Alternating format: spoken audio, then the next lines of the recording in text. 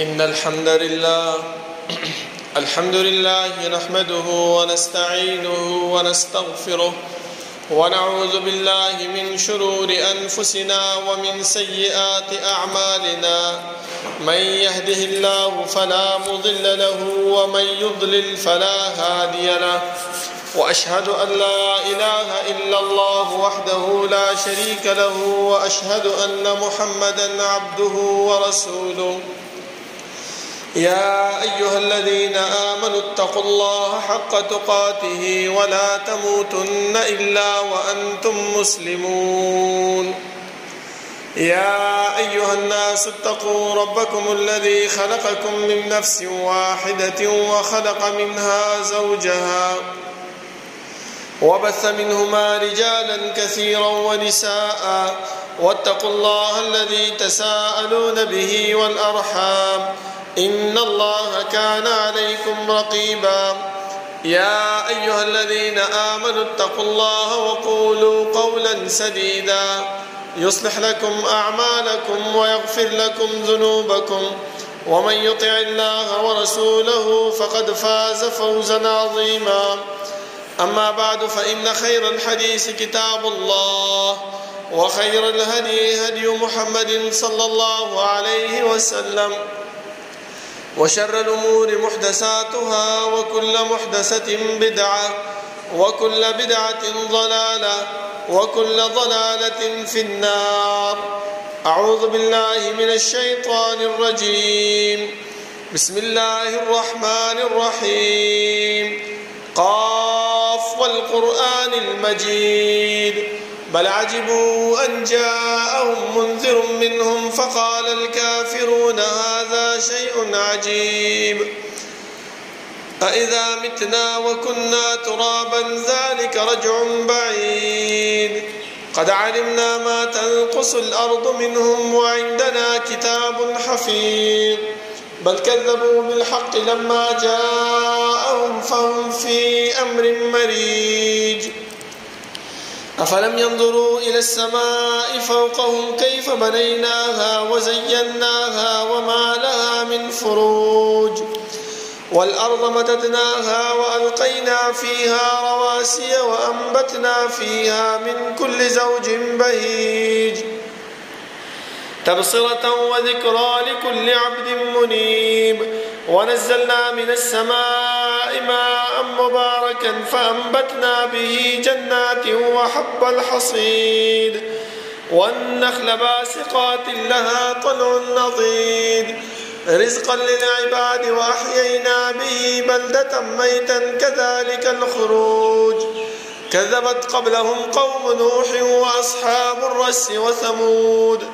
وعاد وفرعون وإخوان لوط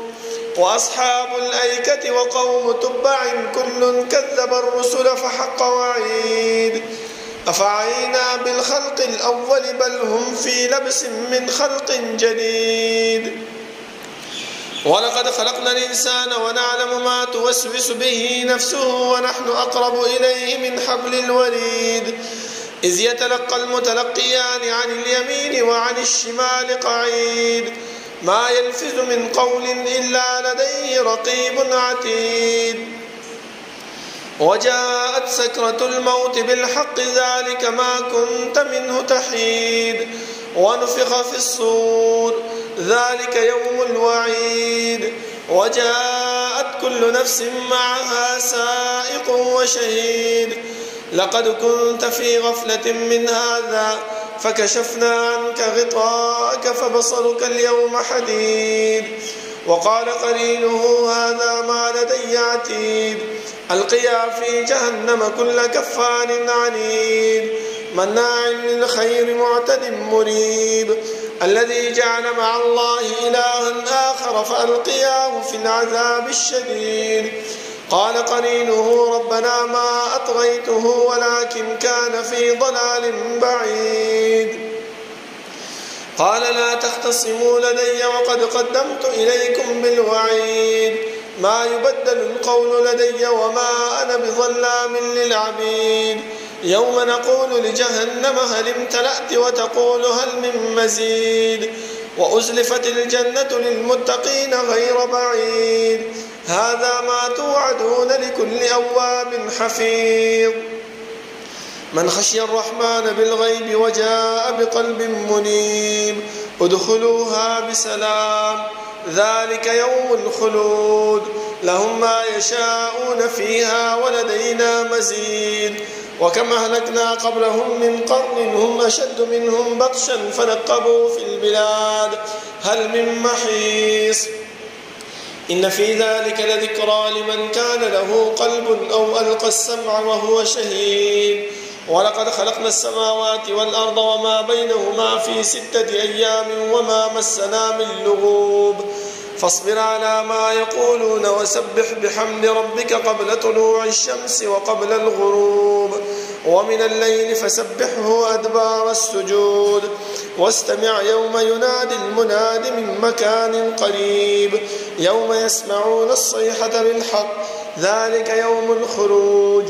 إنا نحن نحيي ونميت وإلينا المصير يوم تشقق الأرض عنهم سراعا ذلك حشر علينا يسير نحن أعلم بما يقولون وما أنت عليهم بجبار فذكر بالقرآن من يخاف وعيد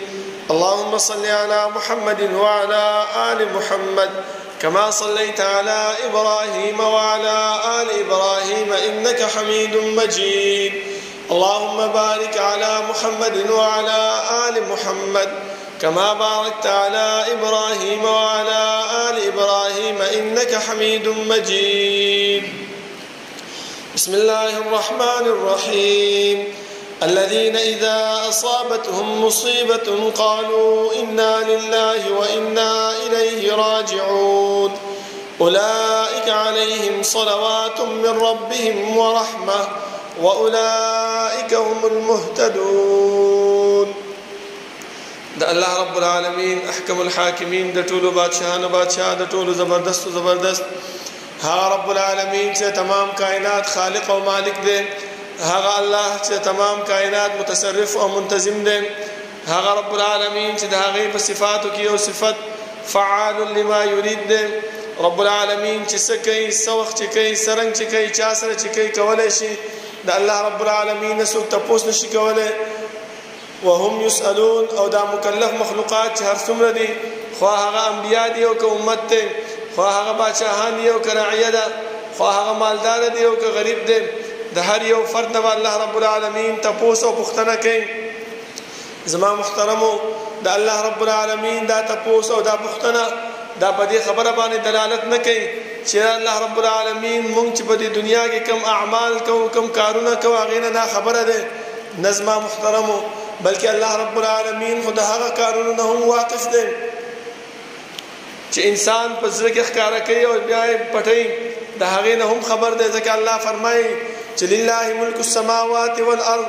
وان تبدوا ما في انفسكم او تخفوه يحاسبكم به الله دا الله سره د اسمانونو د زمکو بادشاہي ده کم کارونه چې تاسو ښکارا کوي او کم کارونه تاسو په ځل کې پټوي الله رب العالمین به ټول مبارک به انسان ته تاسو کوي بیا د انسان په ځل کې دا سوال راځي چې یاره الله زمانه دا تاسو ولې کې هر څه الله ته معلوم دي زما محترمو الله رب العالمین دا خبره معلومه ده چې یاره دا انسان د سبب د خپل اعمالو منکر کیږي لکه دا زموږ د دنیا ماحول هم ده تاسو وګورئ چې کله کم یو انسان کم یو غلط کار وکړي کم یو نافرمانی وکړي او هغه مور او پلار ته مخ ته ودرولې شي یا چې دین هغه استاد مخ ته راوستل شي یا عدالت ته د جج مخ ته ودرولې شي دا انسان د خپل اعمالو د خپل کارونو نه منکر کیږي چې دا کار ما نه کړی نو د دې د وجه الله رب العالمین موږ سره کرامن کاتبین مقرر کړل چې یاره سبا که چېرته د قیامت په ورځ باندې د الله رب العالمین مخې ته دا انسان منکر کیږي نو الله رب العالمین به دا رجسټر د مخې ته کیږي او ورته به وایي چې انسانه وګوره ستا دا عمل نامه ستا دا کارونه تا چې کوم په دنیا کې کړي دي نو دا چې کله دې رجسټر ته وګوري نو بیا به هلته دا ارمان کوي چې ما لهذا الكتاب لا يغادر صغيرة ولا كبيرة إلا أحصاها هاي افسوس او ارمان دي دي عمل نامې د پاره چې دغه نظم وړه ګناه پرې خېدا او نه غټه ګناه پرې خېدا مګر ټول په دې کې راګیره کړی دا زما محترمو د الله رب العالمین لکونه او کرونه رحمتونه به جناب محمد رسول الله صلی الله علیه وسلم باندې چې هغه مونږ ته د الله رب العالمین ذات او صفات د الله رب العالمین اسماء او احکام د الله رب العالمین د وحدانیت طریقې راته وښودلې او هغه لارې او هغه طریقې هم راته وښودلې چې په هغې باندې عمل کولو سره موږ د الله رب العالمین رضا او جنت په حاصلولی شو او هغه لارې او هغه طریقې هم راته وښودلې چې په هغې باندې اجتناب سره موږ د الله رب العالمین د قهر او د غضب نه بچ کیږو زما محترمو الله رب العالمین چې موږ د دنیا کې پیدا کړیو نو زموږ د پیدایش مقصد هغه مهمل او بیکاره نه بلکې الله رب العالمین موږ د مقصد لپاره د دنیا ته رالیږلیو هغه مقصد الله خپل موږ ته بیان کړی چې وما خلقت الجن والانس الا ليعبدون ما انسانانو پیریان نه دي پیدا کړي مګر خپل عبادت لپاره نو دا عبادت به الله رب العالمین په څنګه به کوو هغې دپاره د چا په طریقه باندې به کوو څومره به کوو د دې دپاره الله رب العالمین د آدم علیه السلام نه نیولې تر نن ورځو پورې موږ ته پیغمبران راولېږل چې کله الله رب العالمین آدم علیه السلام د جنت نه راوایستو او دنیا ته یې راولېږلو نو یو خبره یې ورته وکړه چې آدمه دنیا ته خو روانې خو یو خبره یاد وساته چې دا دنیا چې دی نو عدو لکم فی الارض ومستقر ومتاع الی حین تاسو به د یو بل دشمنان یې په دې ځمکه کې او دا دنیا چې دی دا د لږ شان د فایدې حاصلولو یو ځای دی او د ژوند د تېرولو یو ځای دی زما محترمو خو بیا الله ورته یو خبره دا وکړه چې یا خبره یاد وساته فإما يأتينكم مني هدى فمن تبع هدايا فلا خوف عليهم ولا هم يحزنون دین دنیا ته بس ما طرف نه تاته یو استاد یو قائد یو رهنما برازي د هغه قائد او د هغه رهنما خبره چې تا ومنله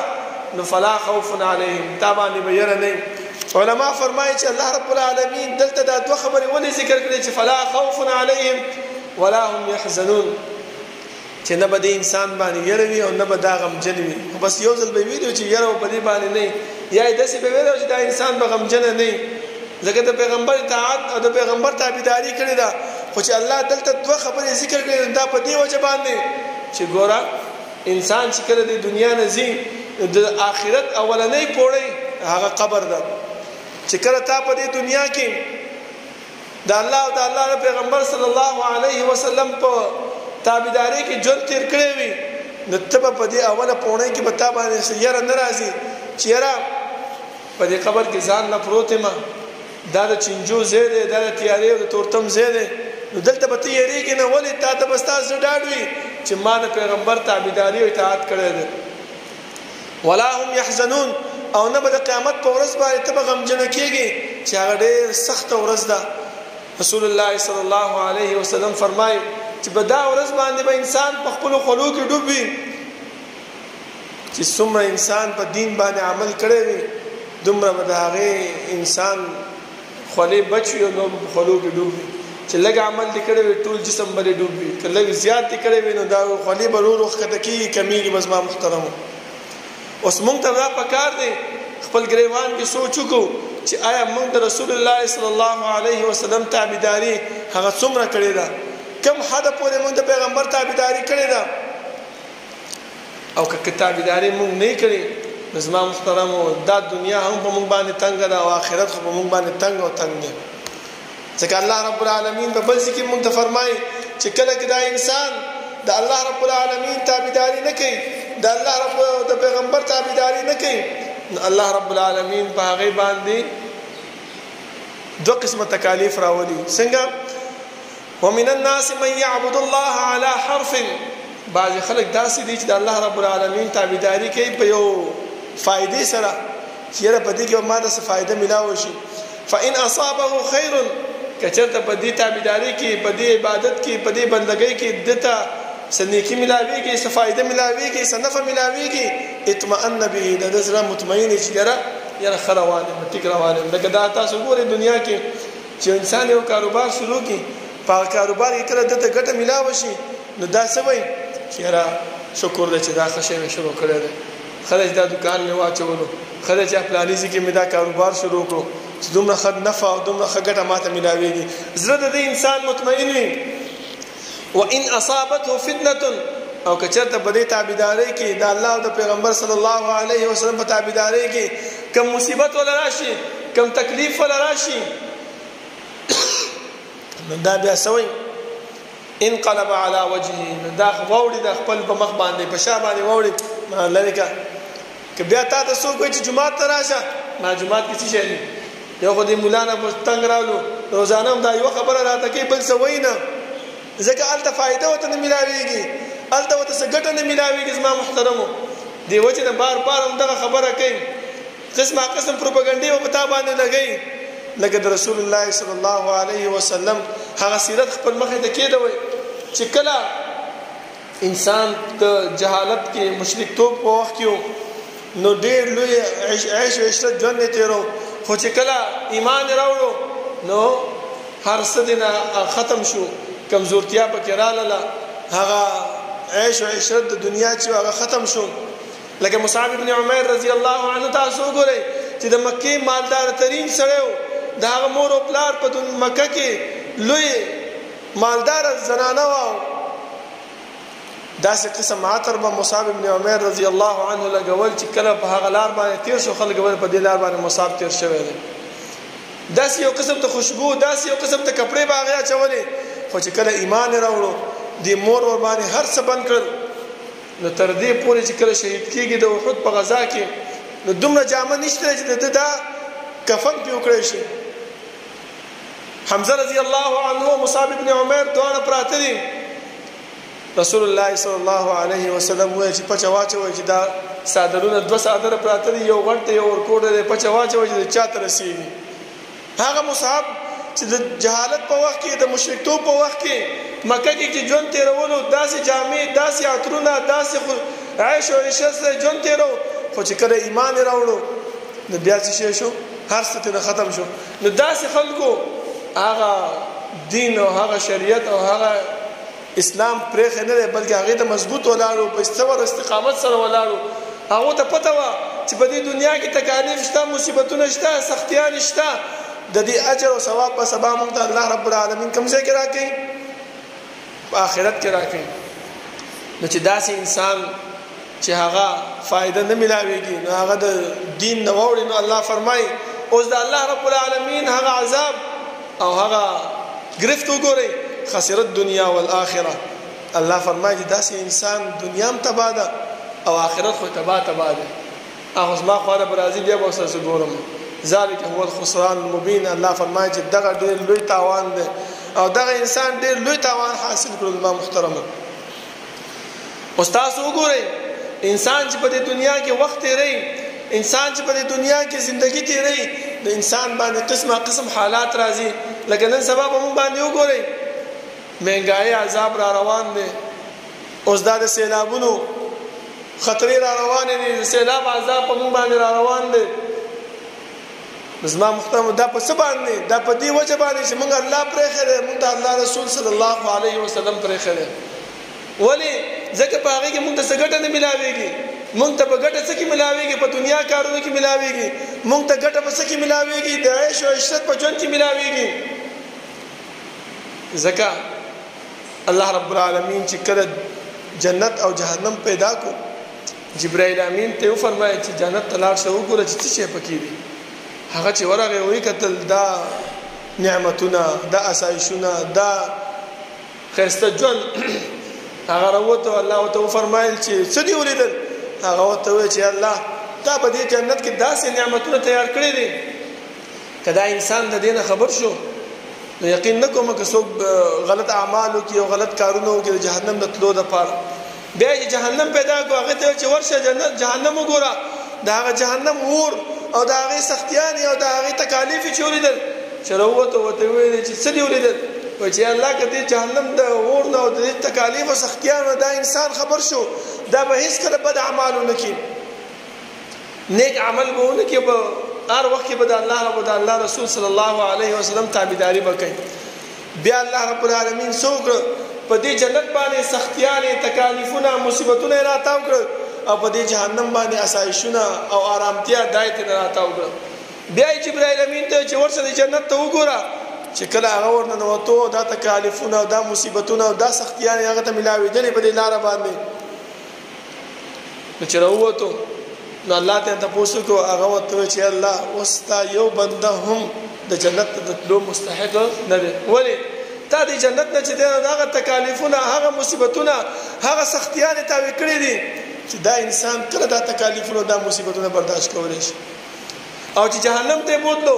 جهنم نه الله رب العالمین دا آرامتیا دا آسایشونه دا نعمتونه دا آسان کارونه پتاو کړیو چې هغه کله نن وته وکړي بیا چې راووتو نو الله ته تاسو کو چې اوس دې څولې ده هغه وته چې الله دې جهنم نه وته هغه نعمتونه او آسایشونه تاو کړی دي چې دا انسان به هر وخت جهنم ته روان وي. زما محترمو اوس تاسو وګورئ چې کوم انسان ته په دې دین باندې په دې شریعت باندې تکلیفونه ملاويږي سختیان ملاويږي پوښتنه د جنت په لار باندې روان وي. ځکه الله رب العالمین د مؤمن او د متقی صفات څه بیان کړی دی؟ دا بیان کړی دی چې کله انسان د جمی په شپه باندې ودی او تاسو سوچ وکئ چې کله دا د سحر مونږ ټیم شي په دغه وخت کې شیطان په انسان باندې سخت غالب شي او دا برستن په ځان باندې خراته او کې مضبوط کی. الله فرمایي چې په دغه وخت کې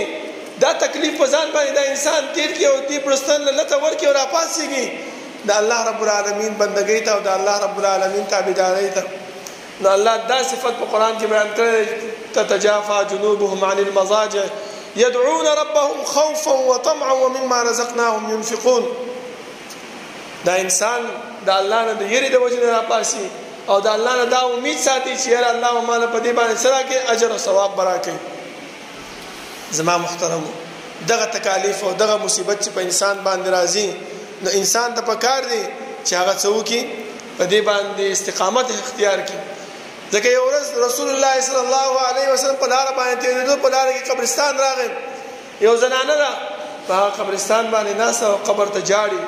پیغمبر صلی الله علیه وسلم ته چې مکو مجاړه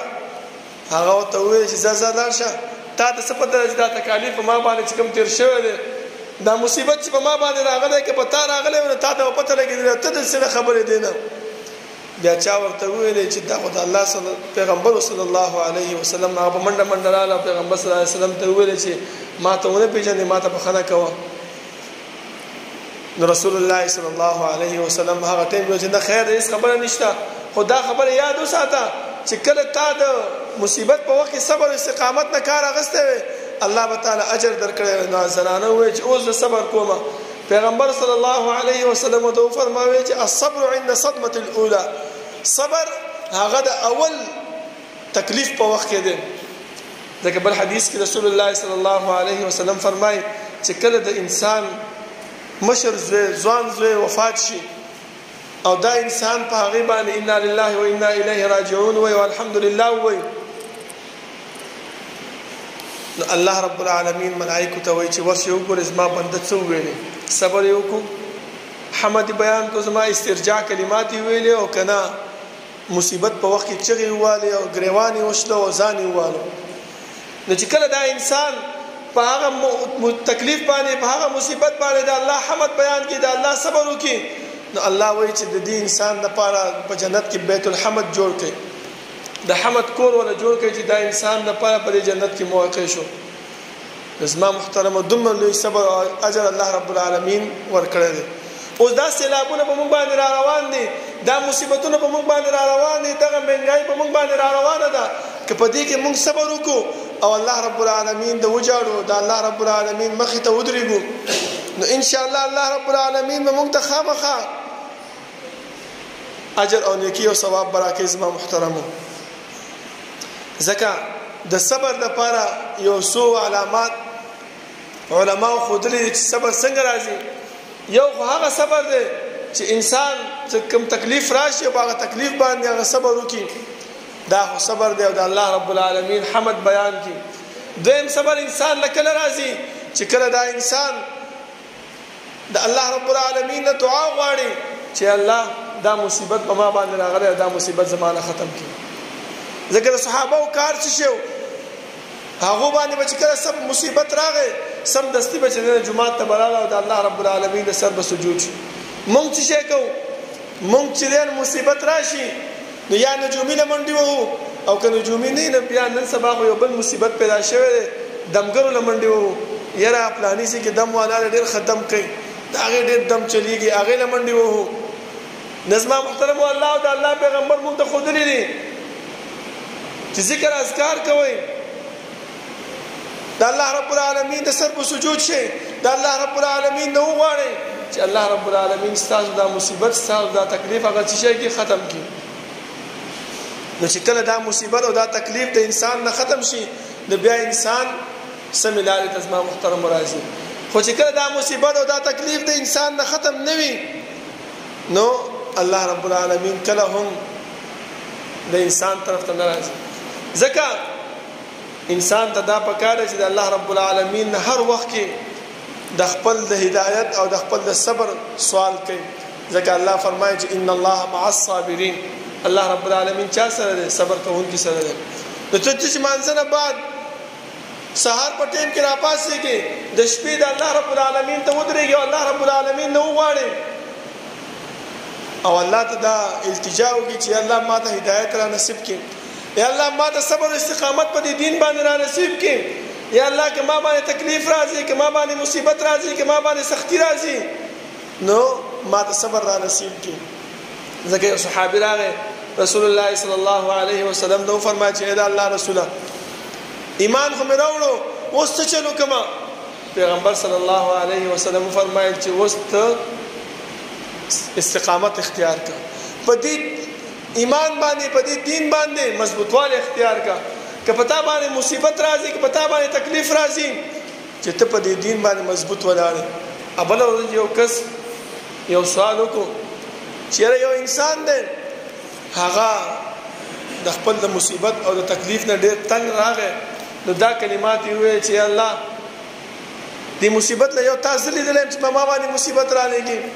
یا الله ته دومره نعوذ بالله ظالمي چې دا مصیبت په ما باندې راخته کړې ده. زما محترم دا د ناامیدي کلمات انسان کله وایي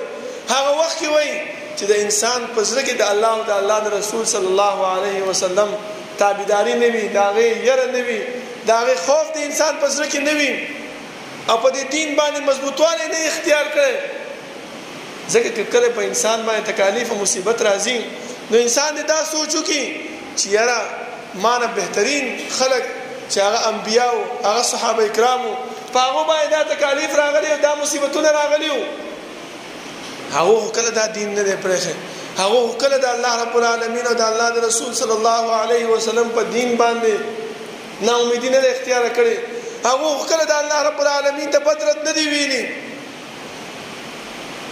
خدا کله راځي په انسان باندې هغه وخت راځي چې کله انسان د الله او د الله د رسول صلی الله علیه وسلم د تابعداري نه اخواشي. بیا رسول الله صلی الله علیه وسلم فرمایي چې انسان ته صبر پکار دی. ځکه دا صبر د الله رب العالمین ته ډیر محبوب دی. ځکه الله خپل فرمایي چې الله رب العالمین د صبر کوونکو سره دی. چې کوم انسان صبر کوي الله دا غي سره ملګری دی. الله رب العالمین د دعا ده چې الله رب العالمین د عمل کولو توفیق راکړي او په موږ باندې کوم مصیبتونه راځي په هغه مصیبت کې الله رب العالمین د صبر او د استقامت توفیق موږ لراکړي. او هر وخت ما محترمو د الله نه دعا کوي چې الله رب العالمین دا مصیبتونه دا تکالیف دا زموږ نه لري کې او ختم کړي او موږ د ایمان په حالت کې د دنیا نه بوزي. اقول قولي هذا واستغفر الله لي ولكم ولسائر المسلمين.